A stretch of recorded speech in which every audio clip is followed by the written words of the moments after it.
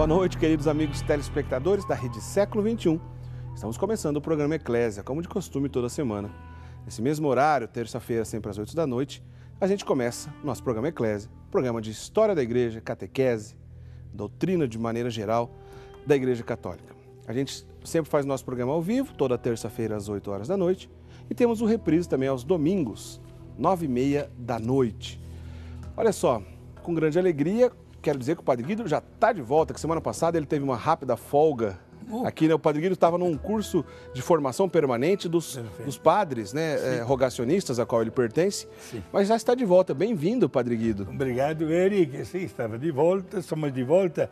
Foi um curso que valeu mesmo a pena ser feito e que aconselho a todos os sacerdotes de fazê-lo, porque a nossa formação cristã, religiosa, sacerdotal, é mesmo permanente. Hoje quero dar um abraço especial à dona Elisa Cortes da Silva e a Elizabeth Moreira Rodrigues, da cidade de Santa Maria da Vitória, da Bahia, como também ao casal, né, os pais do nosso querido Padre Luizinho, do Córrego Fundo, Minas Gerais, Dona Lourdinha e o Maneca, e a filha Maju e o filho Duquinha.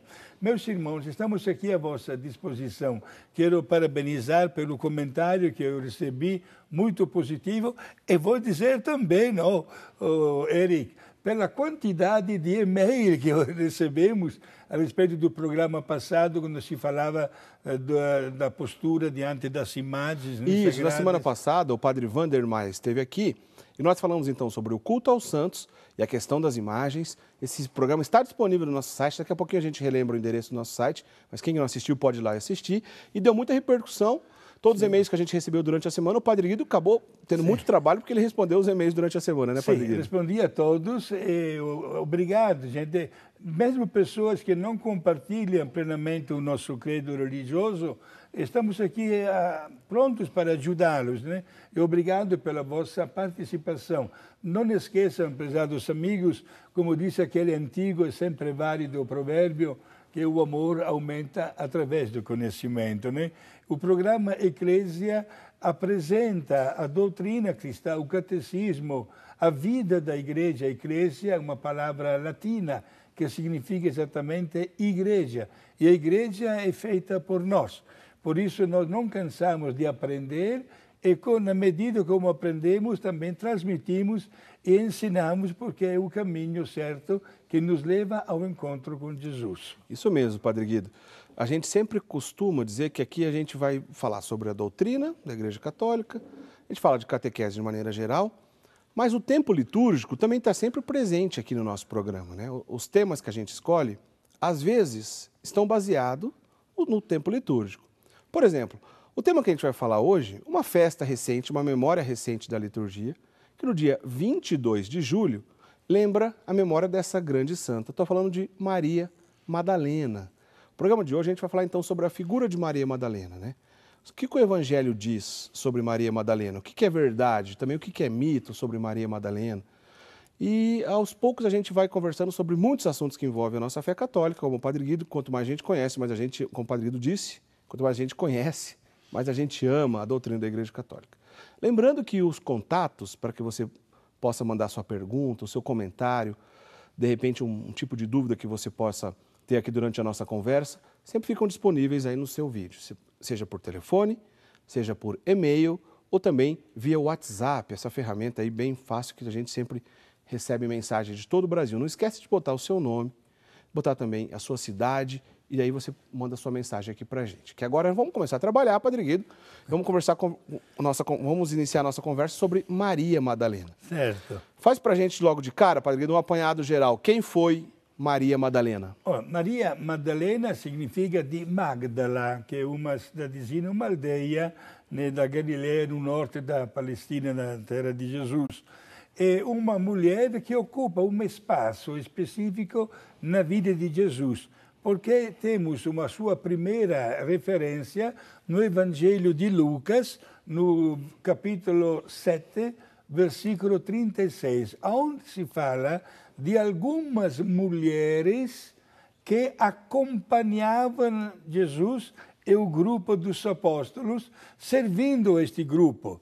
E entre estas mulheres tem o nome exatamente desta Maria de Magdala, ou Maria Magdalena. O nome da cidade quase que vira um sobrenome ali, né, Padre Guido? É um costume da época botar o nome da cidade de acordo com diferenciar nomes parecidos ali, é mais ou menos isso? Perfeito, porque o nome de Maria é o nome mais comum feminino.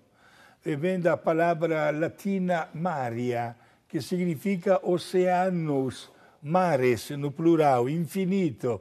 E tem depois aquelas derivações, Maria, Miriam, Moira e outros nomes também, que são provenientes da original A origem Maria. é sempre a mesma. Exato.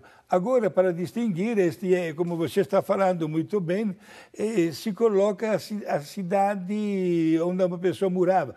Nós temos também, por exemplo, no ano 1200, Francisco de Assis, Catarina de Sena, Antônio de Pádua.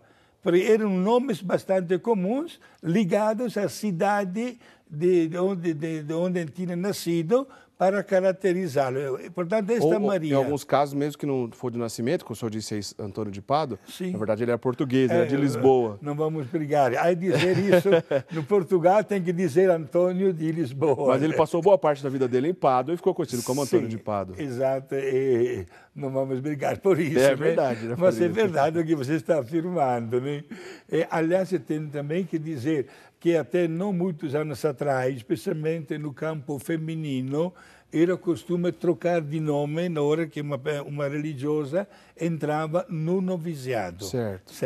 Então, agora, a Maria, só confirmando então, Maria Madalena, porque ela veio dessa aldeia de Magdala, ou Magdala, mas o correto é falar Magdala. Magdala, sim. E por isso, então, Maria Madalena. Mas ela estava presente ali nos evangelhos. Sim, porque ela estava acompanhando com outras mulheres o grupo de Jesus, com os seus apóstolos, e tem um pormenor, que Jesus havia tirado dela 7 demônios. Certo. Este é o fato histórico, comprovado e atestado também no Evangelho de Lucas, no capítulo 7, versículo 36. Agora, na história da Igreja, nestes 2000 anos de vida cristã, sendo que o nome de Maria é bastante comum, certo, e sendo sobretudo que tivemos vários encontros de mulheres com Jesus, logo nasceu a ideia, se Maria Madalena tinha sido possuída por 7 demônios, então é a mesma pessoa que apresentaram a Jesus para que fosse apedrejada. Ou é aquela mesma pessoa que lavou os pés de Jesus, ou é a mesma que lavou a cabeça de Jesus.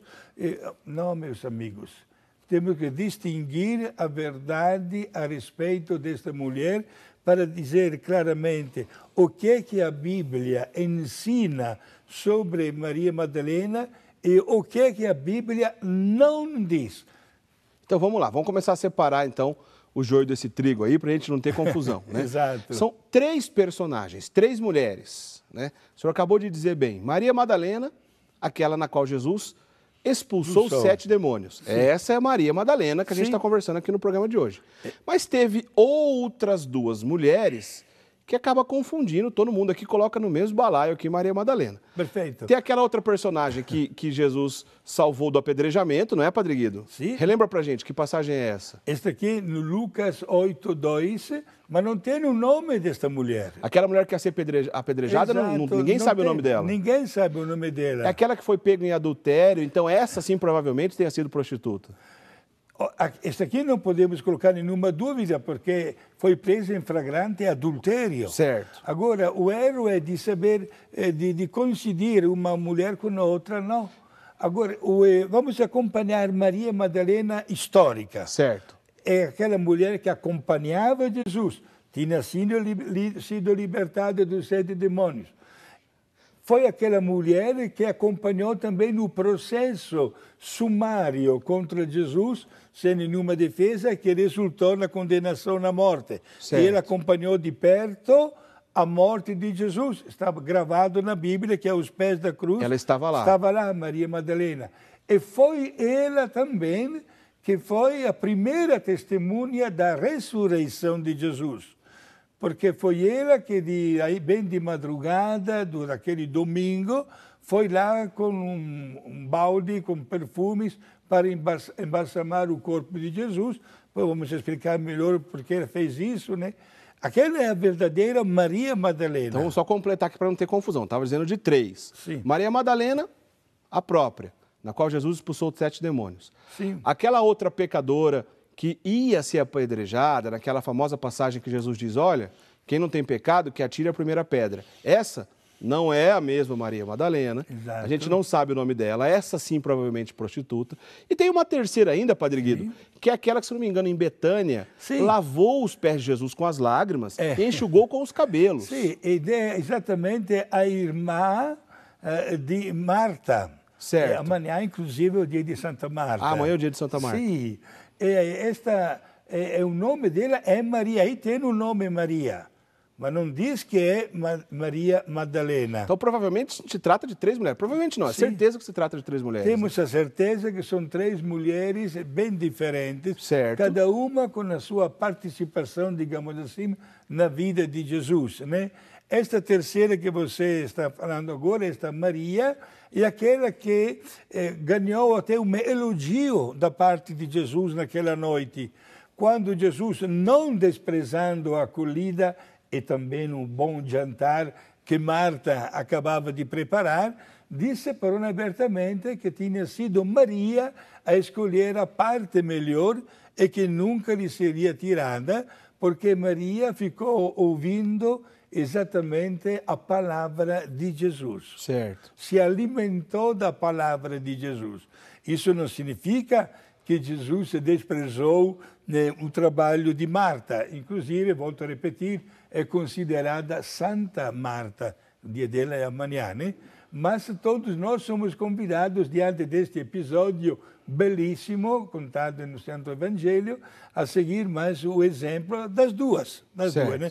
Mas é claro que Maria ganhou porque ela lavou os pés de Jesus, chorou pelos seus pecados, pelo seu tipo de vida, talvez particular, e ficou apegada muito a Jesus. Essa personagem não é a Maria de Betânia, Padre Guido? Ficou conhecida como Maria de Betânia? Exato, né? Então vamos lá, para a gente não ter confusão, porque olha, é facinho de confundir isso aí. Essas mulheres do Novo Testamento, tinha muita Maria, né? Além da própria mãe de Jesus, que também se chamava Maria. Então vamos lá. Uma dessas 3 personagens. Maria Madalena, que veio de Magdala, ou Magdala, esse vilarejo, essa aldeia na qual deu o nome a ela. Maria Madalena, sim, que Jesus expulsou os 7 demônios. Sim. Nós temos a outra que não está registrado que se chama Maria, que é aquela pecadora na qual Jesus a livrou do apedrejamento. Quem tem o primeiro pecado, que atira a primeira pedra. Essa, sim, era prostituta. E essa terceira que a gente acabou de dizer agora, a Maria de Betânia, que lavou os pés de Jesus com as lágrimas e enxugou com os cabelos. Sendo assim, Padre Guido, a própria Maria Madalena, que muita gente acaba atribuindo ou acaba associando a imagem dela como a prostituta perdoada, provavelmente, então, não tem nada a ver. Maria Madalena não foi prostituta, Padre Guido, é isso? Olha, o fato de uma pessoa ser possuída pelo demônio, neste caso prático, Maria Madalena, por 7 demônios, não um só, não significa necessariamente que aquela pessoa é uma pecadora. Certo. Eric, já falamos uma vez, mas vale a pena repetir para os nossos amigos telespectadores, que a posse do demônio no corpo de uma pessoa não caracteriza que aquela pessoa viva no estado de pecado grave. Aliás, pelo contrário, temos também casos de posse demoníaca no corpo de santos e de santas. Por exemplo, Santa Gema Galgani. Gema Galgani, um dos casos. Comprovadamente foi possuída pelo demônio e é santa da igreja. E é santa da igreja, né? Agora, nós sabemos que o que aconteceu com a Maria Madalena, uma vez que foi libertada do poder do demônio, ela acompanhou Jesus. Agora, muita atenção no que eu vou dizer.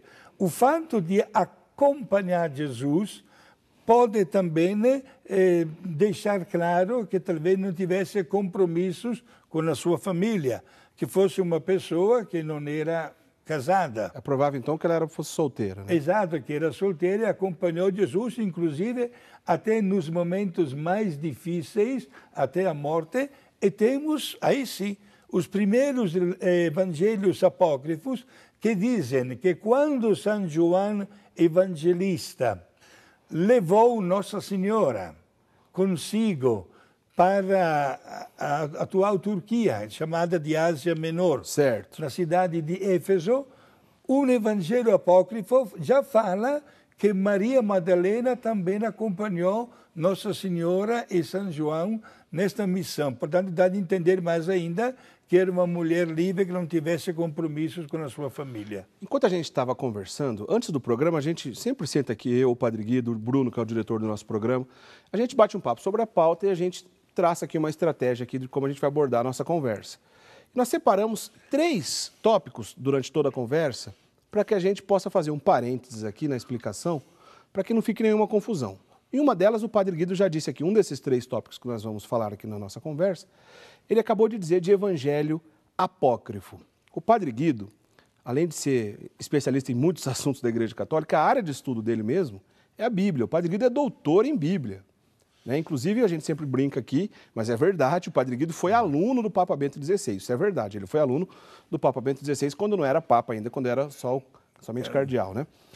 Padre Guido, então quer dizer, de Bíblia o senhor entende, então explica pra gente de uma vez por todas, o que é um evangelho apócrifo e por que a Igreja não reconhece todos os evangelhos que foram escritos naquela época? Certo, em primeiro lugar é bom saber que Jesus não deixou nenhum documento assinado, escrito por ele. Certo. Enviou, inclusive, os seus apóstolos para cá e para lá no mundo inteiro, sem nada nas mãos. Mas os apóstolos conseguiram, iluminados pelo Espírito Santo, transmitir na íntegra a doutrina ensinada por Jesus. Só que depois de algumas dezenas de anos, não de alguns anos só, 30 anos depois, alguns apóstolos acharam por bem manter uma ligação com as cidades evangelizadas e começaram a aparecer as primeiras cartas. Cronologicamente, mesmo que na Bíblia nós encontramos primeiro os evangelhos, depois os Atos dos Apóstolos e depois as cartas, cronologicamente foram as cartas os primeiros documentos a serem escritos. E lá pelo ano 60, isto é, 30 anos depois que Jesus subiu ao céu, apareceram as primeiras histórias do Evangelho. E, da maneira como alguém tinha ouvido falar de um determinado episódio, outros parecem páginas de lendas, de historinhas também. E é interessante que a Igreja, diante desta fartura de documentos que começaram a ser apresentados, estudou, de uma maneira analítica, cada um destes papéis e considerou como divinamente inspirados 4. Somente 4. Mateus, Marcos, Lucas e João. Com um pormenor interessante. Mateus e João foram testemunhas oculares, porque faziam parte do grupo dos 12, ao passo que Marcos e Lucas nunca viram Jesus. Certo. Escreveram o Evangelho conforme tinham ouvido os outros falar. Aliás, podemos dizer que, mesmo que a sequência apresenta Mateus, Marcos, Lucas e João, o primeiro Evangelho que foi escrito foi de Marcos. E Marcos nunca teria imaginado que o seu evangelho, que foi reconhecido pela Igreja, serviria como de texto base para Mateus, que foi testemunho ocular. Para ele, Mateus também escreveu o evangelho. Os demais evangelhos, a Igreja não rasgou, não jogou no lixo, mas guardou porque fazem parte de uma cultura cristã. Certo? Há tantas passagens desses evangelhos que a Igreja usa a palavra em grego apócrifo. Não é um palavrão, gente, mesmo que nós não usamos esta expressão. Apócrifo significa, em português, escondido. Isto é, não são publicados, não se tornam de conhecimento público. Porém, a igreja respeita e mostra como Jesus era, na verdade, uma pessoa muito, muito querida, muito amada. Esses evangelhos apócrifos, a igreja não vai botar o seu carimbo dizendo que eles foram divinamente inspirados, mas aceita que, do ponto de vista literário, ali tem um retrato de um período, de uma época, de uma cultura, ainda que a igreja não confirme que eles tenham sido, que todos eles tenham sido divinamente inspirados, né? Inspirados por Deus. Exato. Agora, entre esses evangelhos, Padre Guido, tem um de Maria Madalena, né? Então vamos fazer o seguinte, nós vamos para o primeiro intervalo, Padre Guido, depois o senhor explica para a gente. Esse evangelho de Maria Madalena, né, em poucas palavras, do que diz respeito, já que ele é um evangelho apócrifo. E, entre outras coisas, o Padre Guido vai responder, por exemplo, a pergunta aqui do nosso telespectador, o Francisco de Brejo da Cruz, do estado da Paraíba. É verdade que Maria Madalena amava a Jesus como homem, do sentido marido e mulher? Isso é verdade ou não? É lenda? De onde veio essa história? O Padre Guido vai responder isso para a gente no próximo bloco. A gente volta já. Não sai daí.